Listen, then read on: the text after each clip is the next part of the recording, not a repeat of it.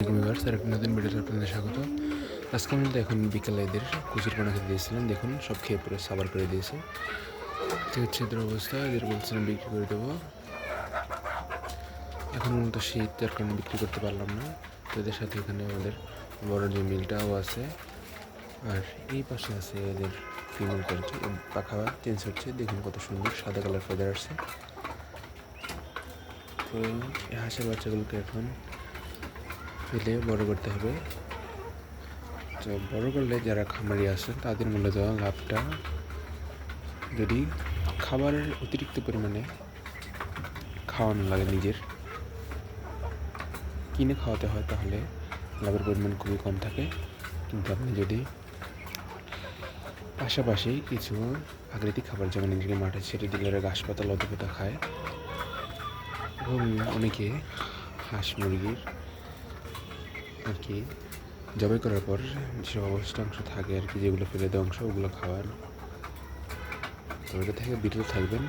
ওটা খাওয়ালে এদের অসুস্থ হওয়ার সম্ভাবনা অনেকটা বেশি হয়ে যায়, যার কারণে এদেরকে ভাত, কুড়া, ডাল, ভুট্টা মিক্স করে খাওয়াতে পারেন, যে আমি করে থাকি।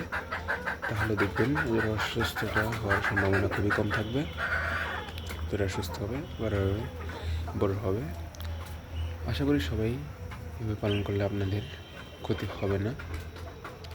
তো আমাদের এই হাঁসের বাচ্চাগুলো এখানকার মধ্যে সবচেয়ে বড় হচ্ছে ও, আমার সামনে এসে দাঁড়িয়ে রয়েছে। এর জন্য সবাই দোয়া করবেন।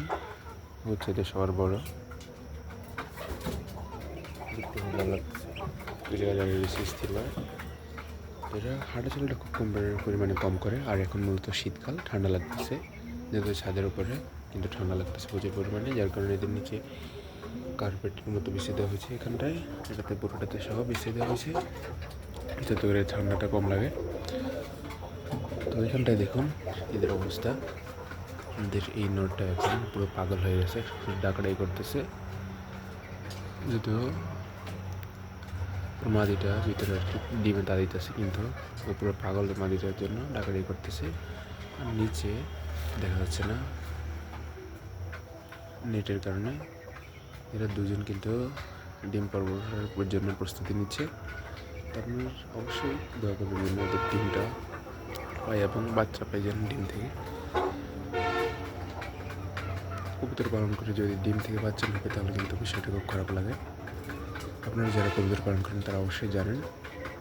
ভাবছিলাম বাচ্চা হলে আর দু এক পায়ের বাচ্চা বাড়াবো, কিন্তু কোনোটাই হচ্ছে না। এখন ওরা ডিম পেড়ে ডিম নষ্ট করে ফেলতেছে। কিছু করার নেই, বুঝতেছে না কী করবো। আমাদের হাঁসের বাচ্চাগুলোকে মূলত বিক্রি করার জন্য বা বড় হতে, খাওয়ার উপযোগী হওয়ার জন্য আরও 2-3 মাস সময় লাগবে। তো 2-3 মাস এদের পর্যাপ্ত পরিমাণে খাওয়াতে হবে। হাঁসের বাচ্চা কিন্তু এই সময়টা অতিরিক্ত খেয়ে থাকে, কিছু করার নেই, বড় করতে হলে খাওয়াতে হবে। তো অবশ্যই যখন এদের মতো বড় হবে, এই মিলটার মতো, ওই সময় খাবারটা খুব কম খায়। কিন্তু এখন এদের বড় হওয়ার বয়স, এদের গ্রোথটাও দ্রুত আসবে, খাবারের দ্রুত খায় এবং বেশি পরিমাণে খাবার খেয়ে থাকে। কিছু করার নেই, এখন একটু বেশি খাওয়ালে বড় হলে খাবার কষ্ট কম, বিক্রি করে ভালো লাভবান হতে পারবেন।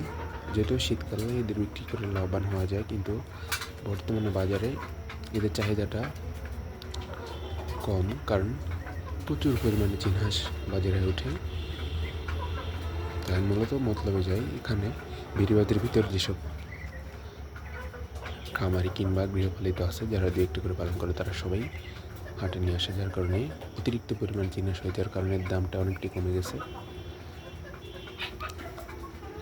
তবে দেশি হাঁসের চাহিদাটা কিন্তু সর্বদাই সবার সময় বেশি থাকে, যার কারণে দেশি হাঁস বাজার নিয়ে আসলে বিক্রি হয়ে যায়।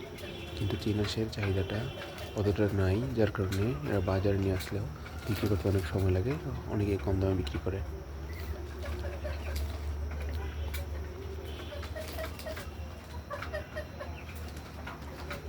আজকে মূলত এদেরকে পুষ্টি দিয়েছিলাম, যার কারণে এরা খাওয়ার জন্য অনেক আগ্রহ দেখাচ্ছে, বিশেষ করে আমাদের টাইগারটা। তো টাইগার পালনের জন্য অবশ্যই বাচ্চাদের ফিড খাওয়াবেন, বড় হলে ধান ভুট্টা খাওয়াতে পারেন, কোনো সমস্যা নেই তাতে।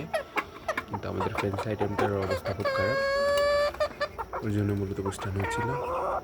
তো তার সাথে সাথে আমাদের দেশি মুরগিগুলোও খাচ্ছে, এদের গ্রোথ মোটামুটি ভালো আসছে। সবাই দোয়া করবেন ভিজিট থেকে যেন একটা রেজাল্ট পাই। তো এদের মূলত বয়সটা ম্যাচুরিড হয়ে আসছে, এদের জন্য একটা মেল সংগ্রহ করতে হবে। অবশ্যই এদের জন্য একটা দেশি মেল নিয়ে আসবেন। আর টাইগার জন্য যে ফিমেলটা নিয়ে আসছিলাম ও একটু অসুস্থ, দেখতে পাচ্ছেন হাঁটাচলাটা কম করতেছে, ওর জন্য পুষ্টি গিয়েছিলাম। খাওয়া দাওয়া করছে কিন্তু খুব পরিমাণে কম, ও অসুস্থ, সবাই দোয়া করবেন। আজকের ভিডিও মূলত ভিউয়ার্স এটুকুই ছিল। আসসালামু আলাইকুম।